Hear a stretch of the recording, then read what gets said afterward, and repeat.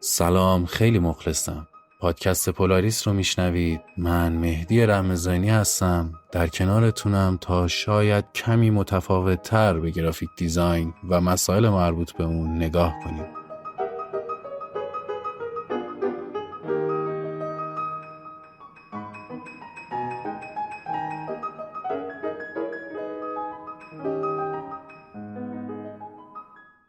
قبل از اینکه بخوایم شروع کنیم تا در رابطه با محتوای اصلی پادکست پولاریس با هم دیگه صحبت کنیم، اجازه بدید قسمت اول رو اختصاص بدم به مقدمه‌ای در رابطه با این که اصلا این پادکست قراره چیکار کنه و قراره اینجا با هم دیگه در رابطه با چی دقیقاً صحبت کنیم و منظور من از متفاوت تر بودن یعنی چی.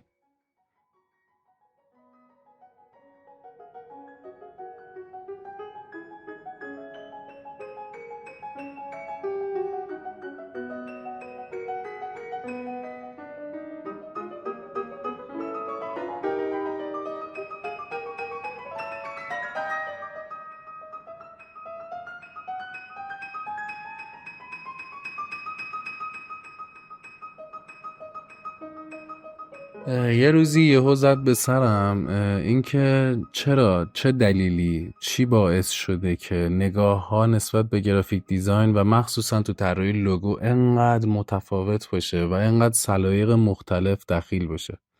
اصلا آیا درسته که سلیقه دخیل باشه در دیزاین یا نه؟ و خب این واسه خود من سواله که چی شده که گرافیک دیزاین به سمتی رفته که الان میبینیم این همه نگاه‌های مختلفی نسبت بهش وجود داره. یعنی چی؟ یعنی مثلا شما یه لوگویی رو طراحی کردید، وقتی ارائهش میدید نظرهایی که در رابطش میشنوید بسیار متفاوته. یعنی یکی میبینی خیلی حال میکنه، یکی اصلا خوشش نمیاد، یا اصلا کلا دیدید احتمالاً اونایی که گرافیک دیزاینر هستن این مسائل رو دیدن. تو این فکر بودم که چرا همچین اتفاقی میفته و گفتم که این رو با بقیه در میون بذارم. هم در حین صحبت مجبور میشم که بیشتر مطالعه کنم و این مطالعه باعث پیشرفت خودمه، همین که نظرات شما رو میشنوم و با همدیگه به نتیجه مطلوبی شاید برسیم. این شد که تصمیم گرفتم یکی از راههایی که به ذهنم رسید این بود که بتونم پادکستی راه بندازم تا اون چیزی که من فکر میکنم درست هست رو اولا به گوش شنوای شما عزیزان برسونم. دوما خوشحال میشم که نظراتتون رو بشنوم و استفاده کنم. پس قراره که ما تو پولاریس در رابطه با این صحبت کنیم که اصلا اصطلاحات تو گرافیک به چه معنا هستن، تعاریف، معنای درست تعاریف چیا هستن و اینکه آیا اصلا آن چیزی که به ما آموزش دادن درست بوده یا نه، و اینکه هممون فکر میکنیم کارفرماها آدمهایی هستن که از دنیای دیگر آمدن و هیچ درکی نسبت به تخصص ما ندارن. این درست هست یا نه؟ این یه بخشی از پادکستمون خواهد بود. یه بخش دیگه ای هم که داره، سعی میکنم که تو این بخش دوم در رابطه با خود دیزاین صحبت کنیم با هم دیگه و نکاتی که برای گرافیک دیزاینر شدن میتونه مفید باشه رو بگم و با همدیگه شاید تمرین کنیم، چالش برگزار کنیم و دور همدیگه قراره حال کنیم دیگه. دیزاینری قراره حال کنیم. نکته بعدی که تو ذهنم بود و دوست داشتم به خاطرش دوست داشتم پادکستی راه بندازم این بود که من به تدریس خیلی علاقه دارم.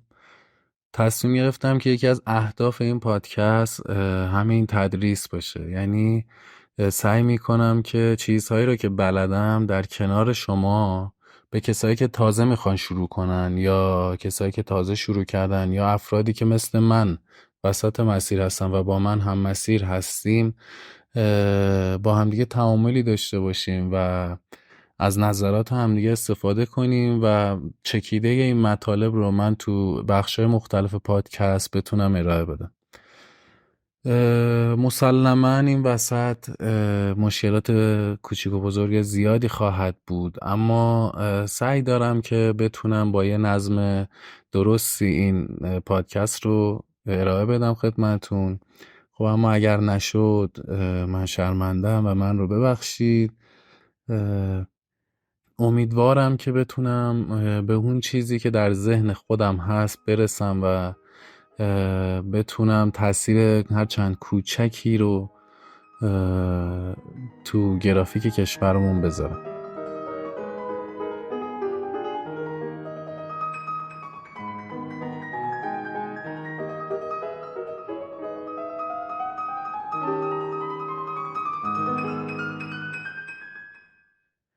بخش بعدی صحبت هم در رابطه با این خواهد بود که در کل چجوری قراره این پادکست پیش بره و اپیزودهاش به چه شکل خواهد بود. ببینید، در نظر دارم تو هر اپیزود یه موضوعی از گرافیک رو انتخاب کنم و در رابطهش با همدیگه صحبت کنیم و پیرامونش موضوعات آموزشی اگر هست رو مطرح کنم و همچنین پیرامون این موضوع هم تعاریفی که شاید به اشتباه به ما آموزش دادن یا اشتباه خوندیم جایی رو سعی میکنم درستش رو طبق مطالعات خودم و طبق سواد شاید کم خودم در اختیارتون بذارم. مسیری که در نظر گرفتم برای ارائه اپیزودها به این شکل هست که از ابتدای گرافیک شروع میکنم در رابطه با چرایی و اصلا دلیل استفاده از گرافیک و اصلا چرا ما داریم از گرافیک استفاده میکنیم و چه نیازی رو قرار برطرف کنه و به چه شکل قرار هست این نیاز برطرف بشه شروع میکنیم به صحبت کردن و پله پله هی با همدیگه میریم بالاتر و در رابطه اصطلاحات تخصصی تر و تمرینای تخصصی تر و موضوعات تخصصی تر با همدیگه صحبت میکنیم.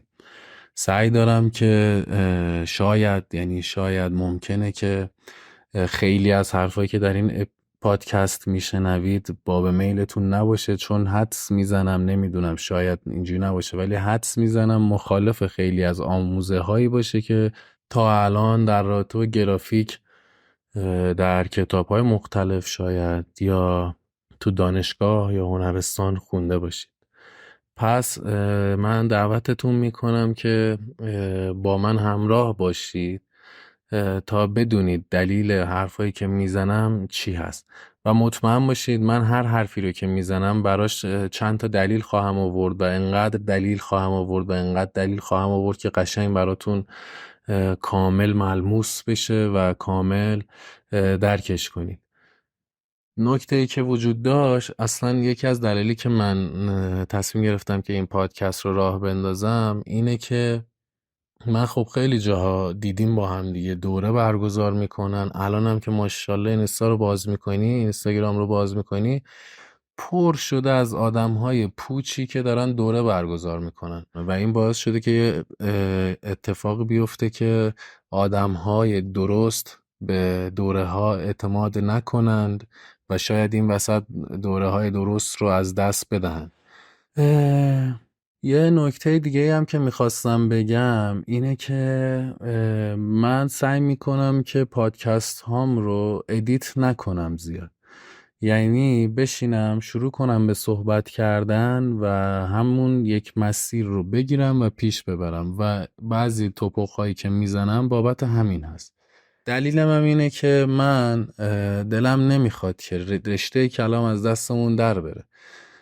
به خاطر همین سعی میکنم که یه تیک صحبت کنم براتون و اجازه ندم که کات کردنهای بیخوده، یعنی سعی میکنم که به کمترینش برسه.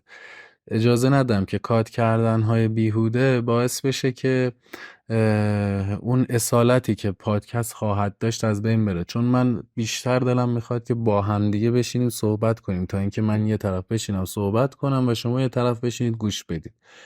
من هدفم اینه که با همدیگه صحبت کنیم. حالا که فرصتش پیش نیامده مجبوریم که من یه طرف بشینم و صحبت کنم. حالا که اینجوری هست من سعی میکنم تا جایی که میتونم نزدیک کنم با اون گفتگوی دو نفره. به همین دلیل ما تو گفتگوی 2 نفره یا چند نفره روبروی هم دیگه کات نداریم دیگه، توپق هم داریم، همه چی داریم. من سعی میکنم ادیت نکنم تا شما توپق‌های من رو هم بشنوید، تا شاید کامل احساس کنید که روبروم نشستید و دارید با هم صحبت میکنید و داریم با هم صحبت میکنیم. بیا اینم یه نمونهش.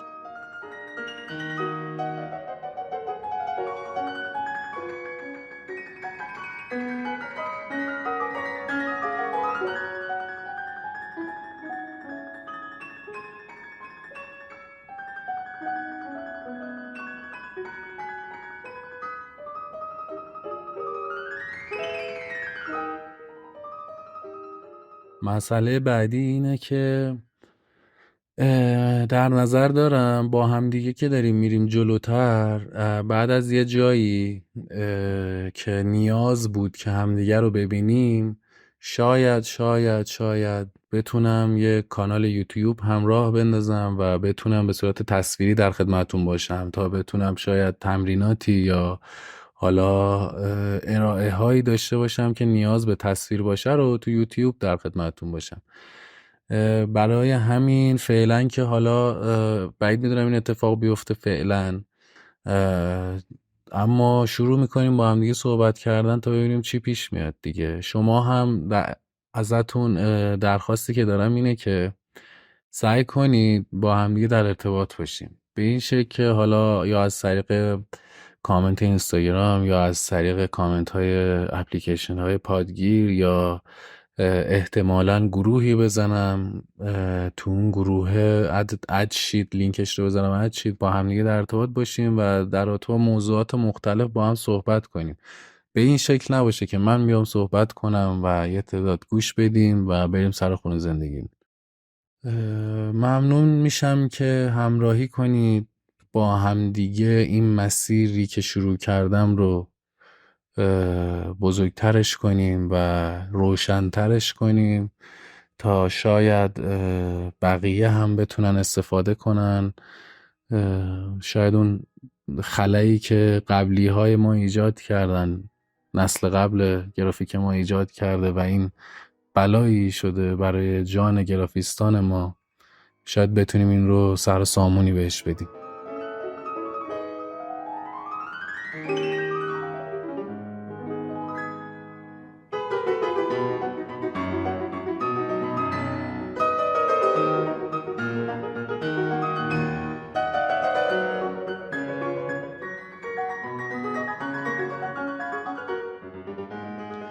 و حرف آخر این که خیلی مخلصم، مهدی رمضانی هستم از پادکست پولاریس. صدای من رو شنیدید.